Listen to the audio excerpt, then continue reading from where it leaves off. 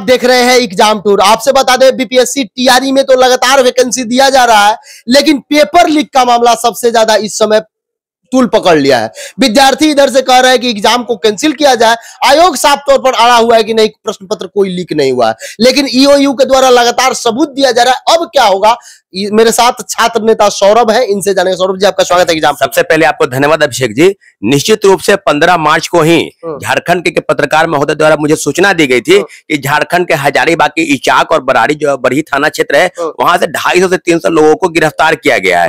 तो आर्थिक अपराध इकाई की टीम यहाँ से हजारीबाग गई, पटना की टीम, और वहां के जो एसपी का रिपोर्ट हजारीबाग, उन्होंने स्पष्ट कहा है कि जो पेपर लीक के बरामदगी हुई है, जो उनके पास से जो चीज मिली है, वो बिल्कुल पेन ड्राइव से लेकर कंप्यूटर, लैपटॉप और सब कुछ कहीं ना कहीं शिक्षक बहाली के मामले से ये मामला को जोड़ के देख रहे हैं। और आज जो आर्थिक अपराध इकाई की टीम जो रिपोर्ट सौंपी है बीपीएससी को, बिल्कुल बिल्कुल पुख्ता सबूत के साथ कि पेपर लीक हुआ, 13 तारीख को ही 14 तारीख को इन लोगों को दे दिया गया, रटवाया जा रहा था, और जो 250 से 300 लोगों को गिरफ्तार के 272 लोगों को गिरफ्तार करके जेल भेजा गया है, जिसमें 88 महिलाएं हैं। तो क्या ऐसा सबूत चाहिए बीपीएससी को? बीपीएससी किस बिंदु पर जांच कर रही है? तो अब तो मान के चले ना, बीपीएससी जो बेशर्मी की हद पार कर दी है। हम तो यही कहेंगे आपके चैनल के माध्यम से, बिहार सरकार के मंत्रियों अधिकारियों के जो मिली भगत से ये चीज सामने आ रही है, अरे भाई अगर लेना है तो हमें किडनी ले लो, आंख ले लो, मेरा जो लेना है ले लो। कम से कम विद्यार्थियों के साथ गरीब निम्न वर्गीय परिवार, जो बच्चे दिन रात तैयारी करते हैं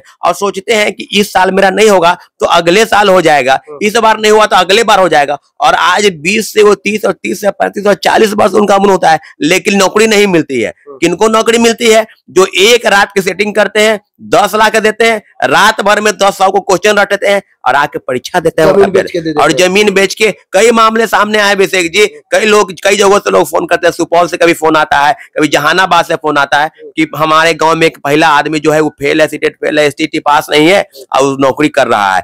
क्या बिहार सरकार अभी भी चुप्पी मारी है? 17 वर्ष से किसी स्टेट के मुख्यमंत्री का क्या दायित्व नहीं बनता है? और बहुत हंसी आती है मुझे कि हास्यास्पद बयान देते हैं कि कुछ नहीं हुआ है। कई मंत्रियों का बयान भी आप देख रहे होंगे इस मामले में। तो क्या हम माने? अब बीपीएससी क्या जवाब दे रही है? आर्थिक अपराध इकाई की रिपोर्ट तो बिल्कुल उसी दिशा में है। तो हम तो कहते हैं कि भूकंप का ईपी सेंटर होता है, तो बीपीएससी ही वो ईपी सेंटर है भूकंप का, जिसने प्रश्न पत्र लीक कराया। और बीपीएससी सेंटर है, बीपीएससी सेंटर है। बीपीएससी के सारे अफसर अधिकारियों की जांच चल रही है, उस दिशा में आगे बढ़ रही है बीपीएससी। आर्थिक अपराध इकाई की रिपोर्ट पर अब आगे काम हो रहा है। निश्चित रूप से आज मुझे लगता है कि सब लोग को पूछताछ के लिए बुलाया जा रहा है कि पेपर लीक प्रिंटिंग प्रेस से पहले ही सरगनाओं के हाथ में कैसे चला जाएगा। लेकिन इतना जरूर है, मतलब आज बुलाया जाएगा अधिकारियों लोगों की पूछताछ। हाँ, आज आर्थिक अपराध इकाई की टीम इन लोगों को बुला रही है, और निश्चित रूप से सारी चीज बिल्कुल अब दूध का दूध और पानी का पानी हो जाएगा कि आखिर 13 तारीख के दिन ही पेपर लीक हुआ।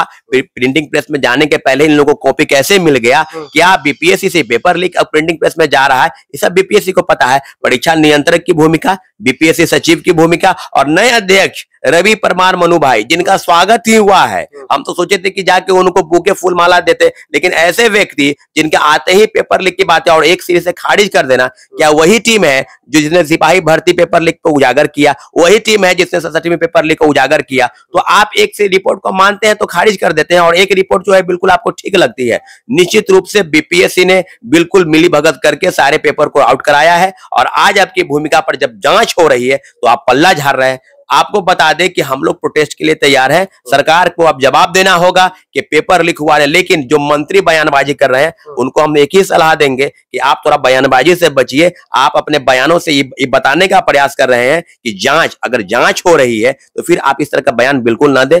एक और बात बताया जा रहा है कि जिस तरीका से पटना हाई कोर्ट के द्वारा यह भी कहा गया है कि टीआरई 1 टीआरई 2 का जो बहाली हुआ है, बहुत सारा आरक्षण नियम का पालन नहीं किया गया, वो भी 28 दिन के भीतर मांगा गया है, 4 सप्ताह में जमा कीजिए। उस पर क्या कहिए? बिल्कुल बिल्कुल, रितिका रानी मैम द्वारा ये याचिका दायर किया गया था, और उन मामले पर लेकर हम तो पहले से कह रहे हैं कि टीआरई 1 में कई ऐसे अभ्यर्थियों का वीडियो सामने आया था। मैंने खुद आरोप लगा रहे थे, अभ्यर्थी झारखंड के रहने वाले मुकेश पूजा हो खुद सामने आ रहे थे और कह रहे थे कि हम तो सीटेट फेल है, हम तो STTFL है, कई फर्जी वाले जो है वो बहाल हो गए और सप्लीमेंट्री रिजल्ट के नाम पर हम लोग लगातार प्रोटेस्ट किए। बीपीएससी हो या शिक्षा विभाग हो, गर्दनी बाग धरना स्थल से लेकर और गांधी मूर्ति गांधी मैदान के पास, क्या बीपीएससी और शिक्षा विभाग बिल्कुल पल्ला झाड़ रहे थे? सप्लीमेंट्री रिजल्ट पर बिल्कुल उनका अधिकार था। तो आज मामला TRE-1 से भी आप जोड़ कर देख सकते हैं। कई फर्जी वाले जो पकड़े गए और थब इंप्रेशन के नाम पर लोग भागे भागे फिर रहे हैं। नालंदा से 350 शिक्षक अभ्यर्थी फरार चल रहे हैं। कभी दरभंगा में कोई कल पर हाथ धोने गया, वहां से फरार चल गया। तो ऐसे शिक्षक बहाली जो फर्जीवाड़ी तरीके से हुई हो इस प्रदेश में, मुझे लगता है कि बिहार की शिक्षा व्यवस्था नहीं बदलने वाली है।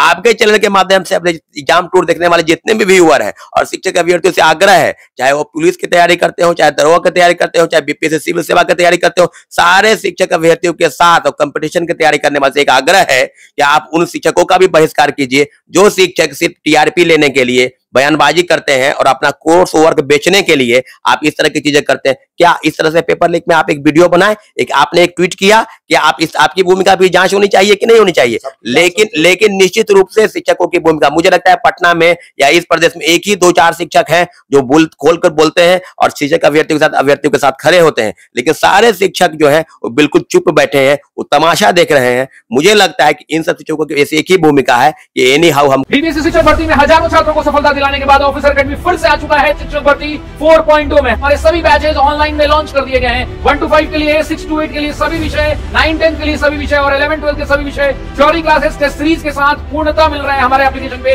ज्यादा जानकारी के लिए नीचे दिए गए नंबर पर संपर्क करें और शिक्षक भर्ती मतलब द ऑफिसर्स अकेडमी। बहुत बहुत धन्यवाद। हमको पैसा जमा करना है, हमको किसी प्रकार से पैसा कमा लेना है, लेकिन इतना जरूर ये लड़ाई छात्रों की है, ये लड़ाई अभ्यर्थियों की है। हम लोग बहुत बड़ा प्रोटेस्ट करेंगे और निश्चित रूप से आर्थिक अपराधिकार की उस जांच का इंतजार है जिस जांच पर दूध का दूध और पानी का पानी की तरह साफ हो जाएगा मामला। ये बीपीएससी ही वो सेंटर आज हो सकता है क्या? आज से लेकर कल सुबह तक बीपीएससी के सारे अधिकारियों से पूछताछ चल रही है और जांच इस विधा में उनको पुख्ता सबूत चाहिए। तो आप चोर मांग रहा है पुख्ता सबूत, जिसने पेपर लिख रहा है वही पुख्ता सबूत, तो साक्ष्य आपको देता कि आप मिटा दे साक्ष्य को।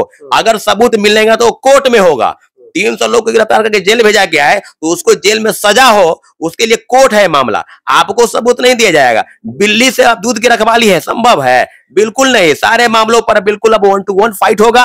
राज्य सरकार को निर्णय लेना है, बीपीएससी को निर्णय लेना है, लेकिन अब हम समझते हैं कि मुख्यमंत्री जी का दिशा निर्देश किस तरफ से काम करता है। अब हम समझ चुके हैं कि सारे मामलों की जड़ जो है वो कब तक कैंसिल हो सकता है? क्या संभावना लग रहा है इतना सबूत?